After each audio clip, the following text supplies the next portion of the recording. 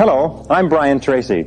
About 25 years ago, I began a lifelong search for the answer to the question, why is it that some people are more successful than others? Why is it that some people earn more money, they have better jobs, they get promoted more rapidly, they live longer, they have better health, they have happier relationships, and yet the great mass of men and women, by their own admission, live lives of quiet desperation?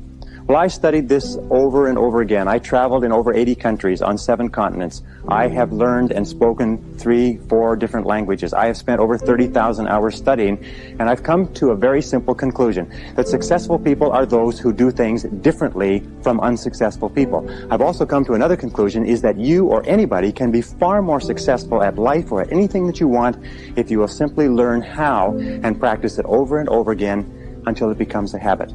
Now, no matter what field you're in, no matter what field of endeavor, no matter what work, no matter what activity, there is one thing that all successful people have in common, is that they are good time managers. And the reason they are good time managers is because they recognize that time management is life management. It is personal management. I have never seen an example in the hundreds, thousands of biographies and autobiographies I've studied of successful men and women where the individual has not been well organized and efficient and valued and used their times well.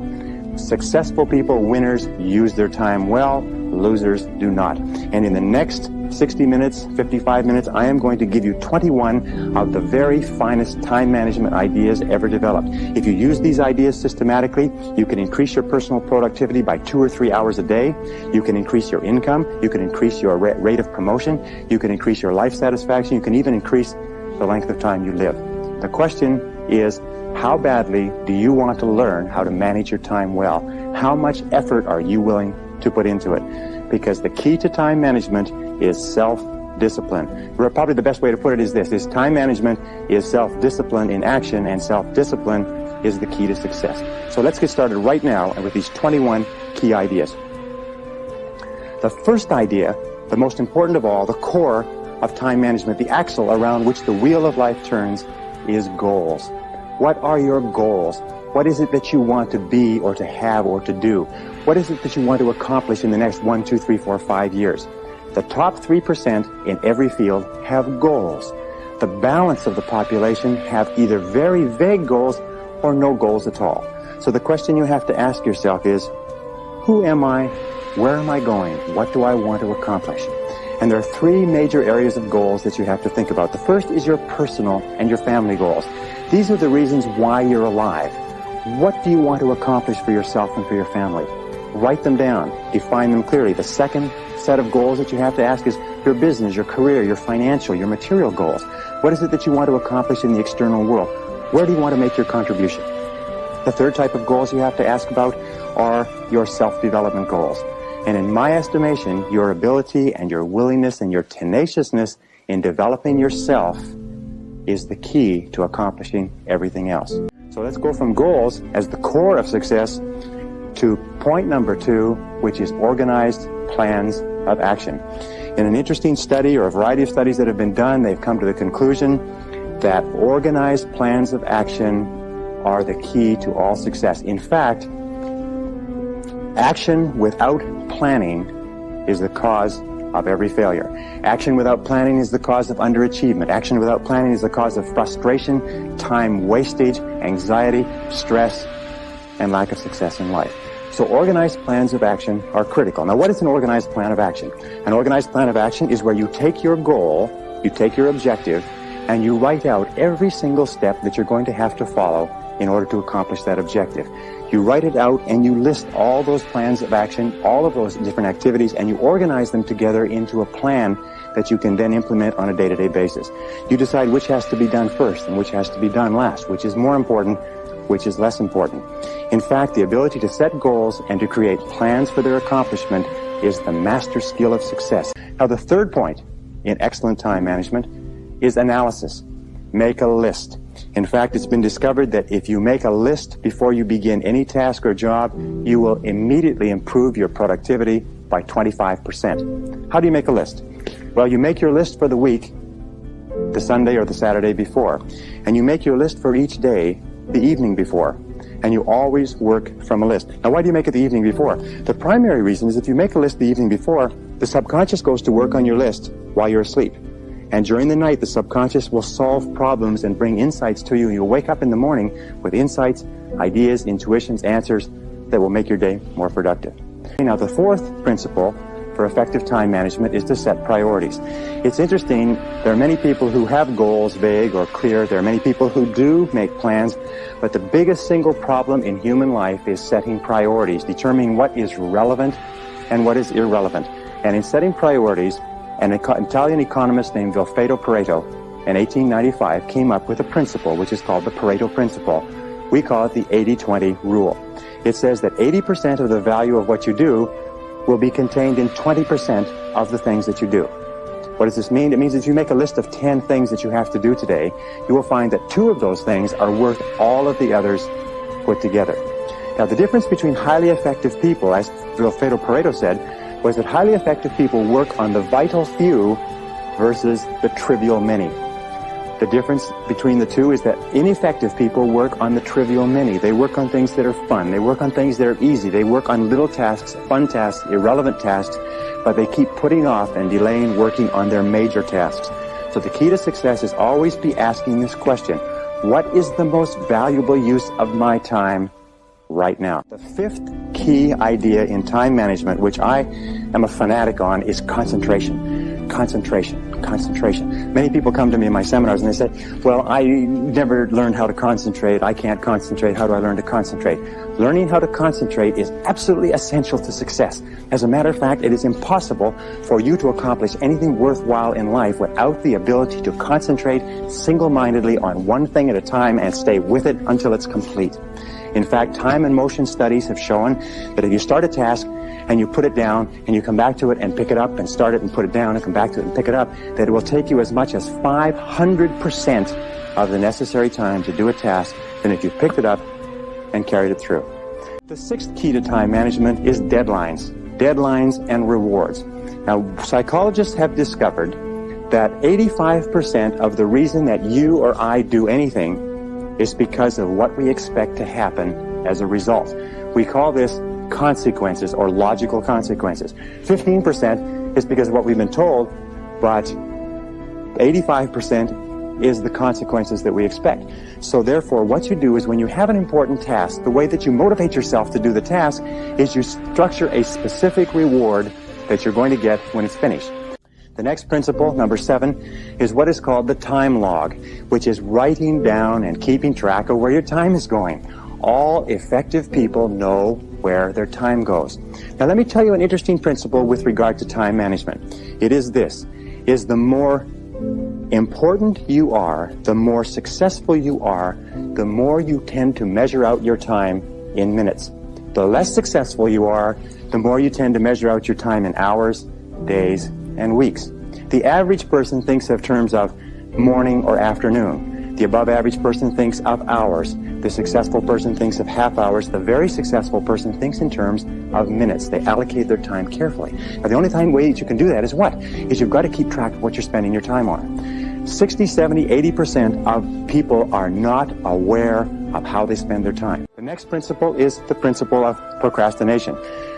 Overcoming procrastination is absolutely critical, but there's 2 kinds of procrastination. There's positive procrastination and negative procrastination. Positive procrastination is when you procrastinate on doing low priority tasks. It is when you procrastinate on doing things that do not contribute very much to your major goals.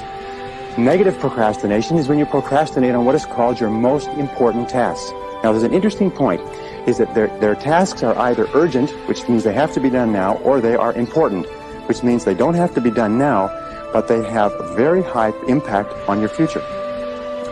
We have a natural tendency to always do what is urgent rather than what is important. Important tasks are seldom urgent, and urgent tasks are seldom important. So you overcome procrastination with a very, very simple method. It was developed by W. Clement Stone when he was a young man.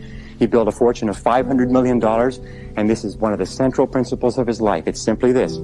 Every morning when you get up, say over and over to yourself, do it now, do it now, do it now, I do it now, do it now. Number 9, delegate. Delegate everything that you possibly can. Now, what does delegation mean? Delegation is very simple. What it means is this, is that whatever your hourly rate is, let us say your goal is to earn $50,000 a year. If you work 8 hours a day, that's $25 an hour. You got that? So you're a $25 an hour person. Now, the only way you can make $25 an hour is if you do $25 or more work. And the only way you can do $25 an hour or more work is if you take anything that can be done by anybody who earns less than you per hour, 20, 15, 10, 5, and so on, and delegate, outsource, have somebody else do it. The most valuable resource in the world today is productive time. Okay, the next principle, number 10, is meetings. Meetings are an absolutely essential part of human life. We spend 75% of our time outside of our home and inside our home communicating with other people. It's absolutely essential that we meet. Meetings are very, very productive uses of time, but 50 to 70% of meeting time is wasted. I read a statistic recently that says that the average person spends 3 to 5 years of their life in meetings. The average business person spends 25% of their day in meetings and is wasting more than half of that time. So here are some of the keys to using meetings as an effective business tool. Number 1 is have a purpose for a meeting. Make sure that it's crystal clear at the beginning what the purpose of the meeting is. If you are the person organizing the meeting, when you start the meeting, you say the purpose of this meeting is. And if you are not, when you sit down, you ask the person who is chairing the meeting, what is the purpose of this meeting? Number 11 is interruptions. The biggest single time wasters in the world of work within the office are interruptions. And the two major types of interruptions are telephone and walk-in visitors. People that just drop in to socialize and to talk to you. Now, another key management principle, and in management, in time management, in personal management, this is essential. It's what is called key result areas. In other words, it is the key results that you have been hired to accomplish for your business. Even if you own your own business, you are still subject to key result areas. And the way that you find out your key result areas is you ask yourself this question over and over again. Why am I on the payroll? Why are you on the payroll? What have you been hired to accomplish? Not your tasks and activities, but what results are expected of you? You ask yourself this question. The accomplishment of what results is going to lead to my promotion? How am I going to earn more money? What results do I have to achieve in order to get a raise in salary? What results does my company expect of me? What contribution am I expected to make? And then you say, what are my key results? Another way of looking at it is to remember that every job has a series of functions. And there are secondary functions and primary functions, and they're what is called core functions. So you have to ask, what are the core functions of your job? What are the goals of your job? Okay? The next one, number 13, is batching tasks. It's interesting that there is what is called, in the world of work, a learning curve. A learning curve says this. It says when you do a job the first time, it takes you the most amount of time to do it because you're learning how. The second time, it takes less. The third time, it takes less. The fourth time, it takes less. In fact, learning curve theory says that you can decrease the amount of time by as much as 80% if you do the same job over and over again over a period of time. So batching your tasks is a major time management tool. What does it mean?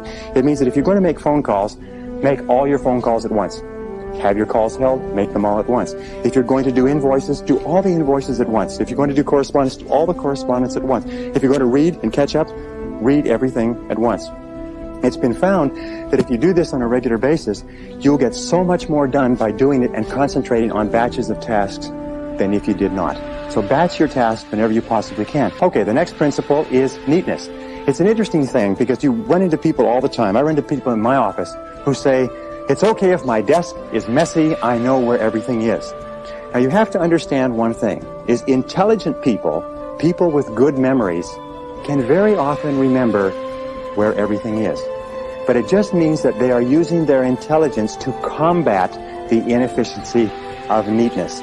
Every single study that has been done says this, that if you will just clean up your work environment so it is completely neat and everything is off of your desk or your workplace except the one thing you're working on, that will increase your productivity by 20 to 40%. People have a difficult time understanding this, but I have tested it. I've worked with a messy desk, I've worked with a clean desk, and I tell you, I promise you, you will be astonished at the difference it makes.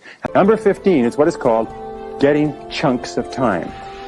interesting studies. Over and over they have found that important work requires chunks of time to do. What is a chunk of time? A chunk of time is 60, 90 minutes, 2 hours. In fact, it's been found that most serious work cannot be done in less than 60 or 90 minutes. So when we look at the work styles of highly effective people, successful people, the ones who make the most money, the ones who graduate or are promoted the most rapidly, you find that they have developed a habit of cutting out blocks of time where they can work without interruption. Now here's an example. There's several examples that you can use. One of the examples and one of the ways that I do it is that I get up early in the morning. Sometimes I get up at 5 a.m. and I'll work for 2 or 3 solid hours. You can get an entire day's work done in 3 uninterrupted hours. As a matter of fact, again, we have found that it's impossible for you to do creative work and administrative work at the same time. Number 16 is to use what we call transition time. Remember this, is that you will always be paid in life for the value of your contribution. And if you want to earn more, you must learn more. And the most successful people are those who are continually taking in new information, continually learning more, continually taking every opportunity to keep current with their profession and to advance their knowledge. In fact, the knowledge in every single field today is doubling every 5 to 7 years, which means that whatever you're doing, in order to stay even, your knowledge has to double every 5 to 7 years. Now, it's simple to do this. The basic rule is this. You should or you must spend an hour every day investing in your own mind, investing in yourself. You must take an hour every day and read and study and take notes. If you're doing less than an hour a day, you're falling behind. If you do 2 hours a day, you put yourself on the side of the angels. Okay, the next is what we call telephone. You know, the telephone is interesting. Telephone is an essential part of our lives, but as we said a little bit earlier, we are conditioned from our teenage years to look upon the telephone as a social tool. It's something that we look forward to getting onto because we associate it with romance and fun and communications with people that are important to us. As adults, however, we have to change our thinking 180 degrees. We have to realize that the telephone is a business tool.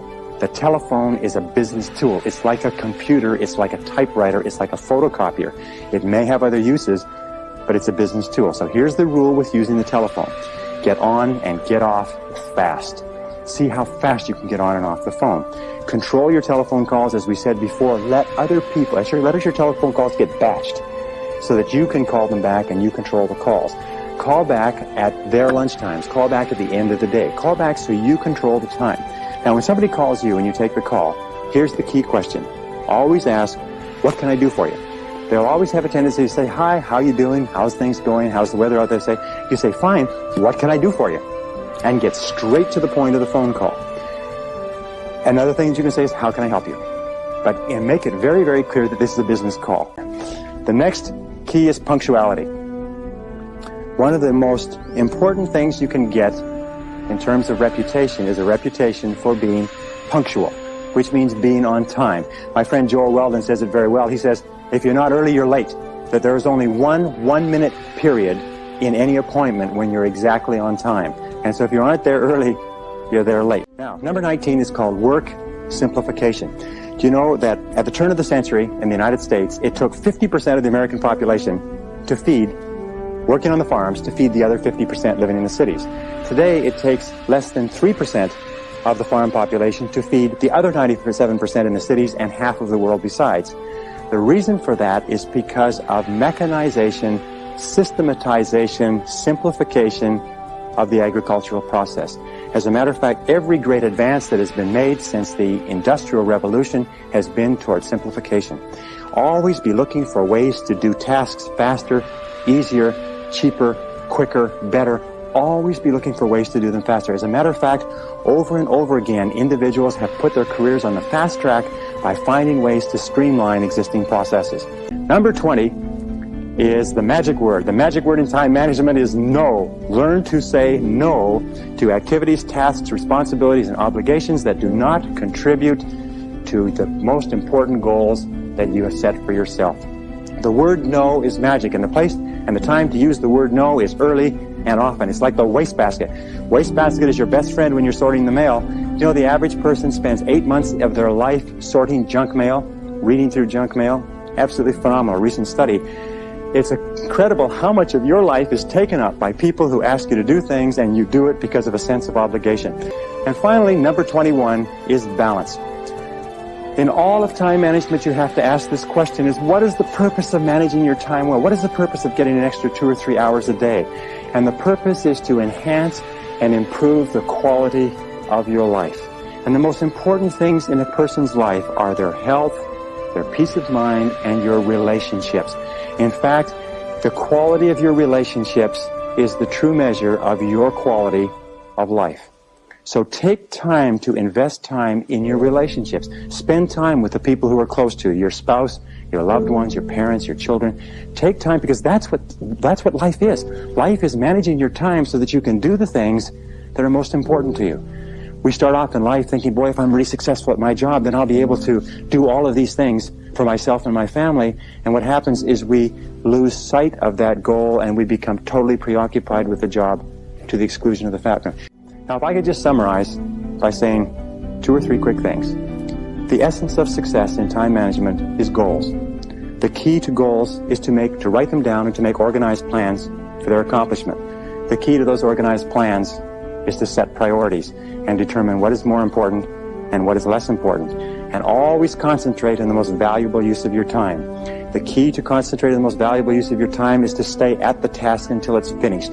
Persevere without distraction or diversion. Keep at it. Hammer, hammer, hammer until your most important tasks are finished. And finally, develop that sense of urgency. Do it fast. Do it now. Fast tempo is essential to success. Fast tempo goes hand in hand with energy, with happiness, with enthusiasm, with self-esteem. So make crystal clear what you want to do, make crystal clear the steps, and start working on those steps and do something every day to move you toward the most important goals of your life. And if you do that, you will be an excellent time manager, an excellent personal manager, an excellent life manager. You will have a great, great life. Thank you very much.